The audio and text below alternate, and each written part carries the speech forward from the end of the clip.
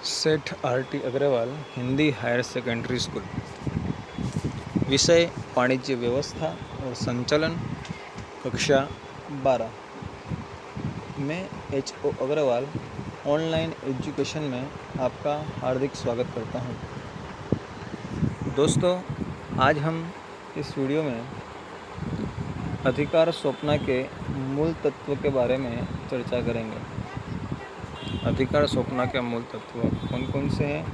दोस्तों, 3 नंबर के लिए काफ़ी महत्वपूर्ण प्रश्न है ये कि अधिकार सौंपना के मूल तत्व को आकृति द्वारा समझाइए। दोस्तों, इसमें एक आकृति भी अपनों को दर्शाई जाएगी, वो भी अपनों को ध्यान में रखना है, वो भी अपनों को सीखनी है। तो आइए बात करते हैं अधिकार सौंपना के मूल तत्व की।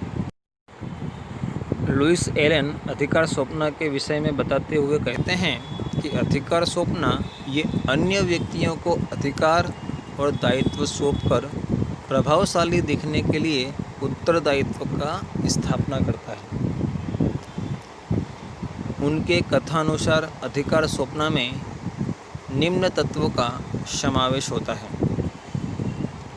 एक है दायित्व सौंपना, दूसरा अधिकार सौंपना और तीसरा उत्तरदायी का सर्जन।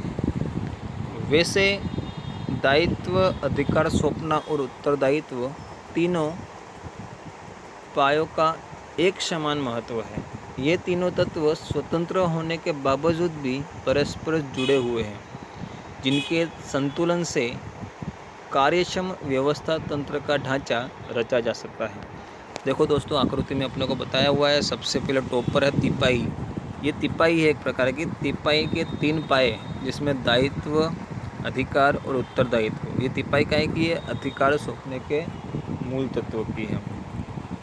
जिसमें पहला जो पाया है उसमें दायित्व सौंपा जाता है, अधिकार भी सौंपा जाता है और उत्तरदायित्व का सर्जन होता है। ये खास ध्यान रखना है। दायित्व सौंपा जाएगा, अधिकार सौंपा जाएगा और उत्तरदायित्व का सर्जन होगा। जिस प्रकार से आकृति दी गई है उस प्रकार से अपने को तिपाई रूपी एक तिपाई बनानी है। जैसे चौपाई होती है वैसे तिपाई, इसके 3 पाए होते हैं। तो ये अधिकार सौंपना के मूल तत्व की तिपाई के 3 पाए: दायित्व सौंपना, अधिकार सौंपना और उत्तरदायित्व का सर्जन करना। तो सर्वप्रथम अपने बात करते हैं दायित्व सौंपना की। दायित्व उच्च अधिकारी द्वारा किसी कार्य के लिए विभाजित किया गया कर्तव्य है। ध्यान रखिएगा व्याख्या।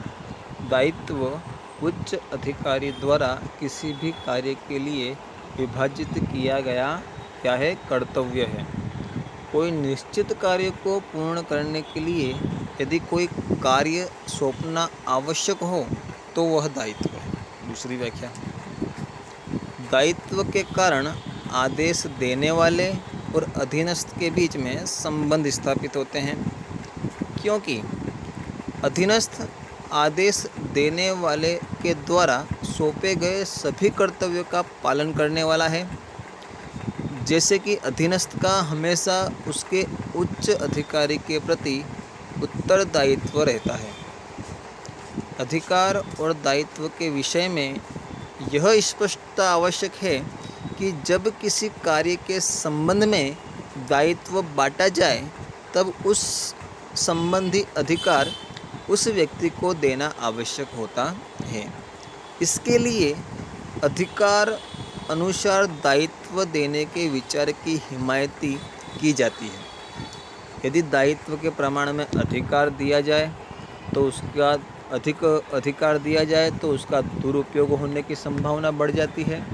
इसके विपरीत यदि दायित्व के प्रमाण में अल्प अधिकार दिया जाए तो कार्य प्रभावशाली रूप से नहीं होता। इसके लिए अधिकार और दायित्व के संतुलन द्वारा योग्य कार्यक्षम व्यवस्था तंत्र की रचना हो सकती है। शॉर्ट में दोस्तों, अधिकार और दायित्व समान प्रमाण में होने चाहिए। यदि अधिकार ज़्यादा है तो उसका दुरुपयोग होगा। यदि अधिकार दायित्व की तुलना में कम है तो कार्य अथवा दायित्व ढंग से नहीं हो पाएगा। इसीलिए दोनों के बीच में संतुलन आवश्यक है। अब बात करते हैं अधिकार सौंपना की। अधिकार एक ऐसा हक है जिसके द्वारा अन्य से काम लिया जा सकता है। संचालकों की ओर से सहायकों को जो कार्य सौंपे गए हो उन्हें अच्छी तरह से पूर्ण करने के लिए आवश्यक अधिकार देने चाहिए। अधिकार सौंपना उच्च से निम्न स्तर की ओर होता है, जिसमें सामान्य रूप से निर्णय लेने और आदेश देने का अधिकार दिया जाता है। अधिकार सौंपना विविध विषयों के लिए हो सकता है, जैसे कि मार्केटिंग मैनेजर को उसके विभाग में आवश्यक खर्च करने का अधिकार दिया जाए, कर्मचारी नियुक्ति का अधिकार दिया जाए, दंडात्मक कदम उठाने का अधिकार दिया जाए। इस प्रकार से अलग अलग अधिकार सौंपे जा सकते हैं और ये अधिकार सौंपने की प्रक्रिया हमेशा उच्च स्तर से निम्न स्तर की ओर होती है। तीसरा मुद्दा है उत्तरदायित्व का सृजन।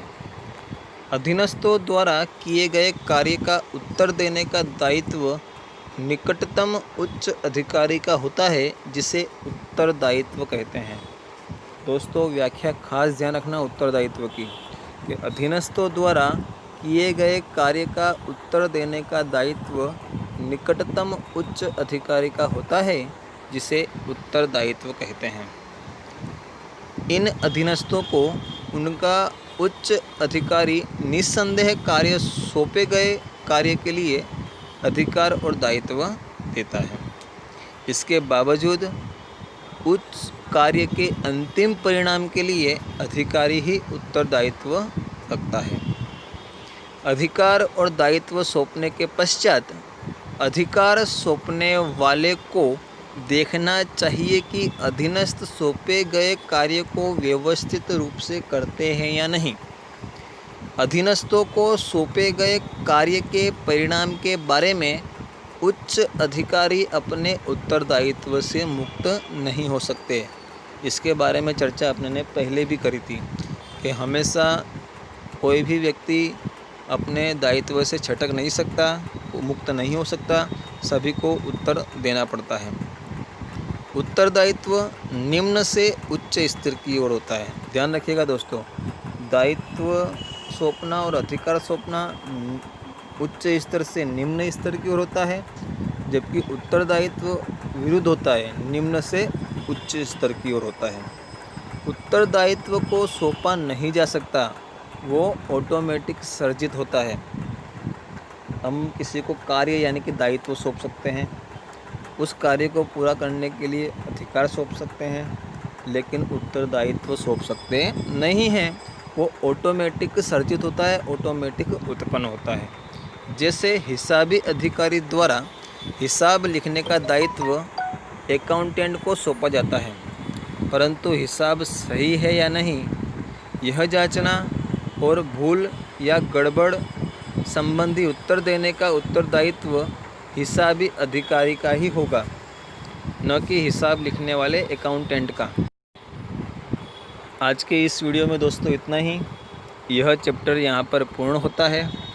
आपको वीडियो में दर्शाए गए प्रश्न लिखने होंगे अथवा स्वाध्याय में जितने भी क्वेश्चन दिए गए हैं, एक वाक्य के, दो वाक्य के, माफ़ कीजिएगा, एक नंबर के प्रश्न, एक एक वाक्य के, खाली जगह, सविस्तार और संक्षिप्त, सभी प्रकार के स्वाध्याय के प्रश्न आपको लिखने होंगे अथवा मेरे वीडियो द्वारा जो प्रश्न और बताए गए हैं उन प्रश्नों को लिखना है और साथ में MCQ भी आपको लिखना है। तो दोस्तों, यहाँ पर अपना चैप्टर 4 पूर्ण हुआ। अब अपने नेक्स्ट वीडियो में 5वें चैप्टर की चर्चा करेंगे। काफ़ी इंटरेस्टिंग चैप्टर है। तो जब तक के लिए धन्यवाद। जय हिंद, जय भारत।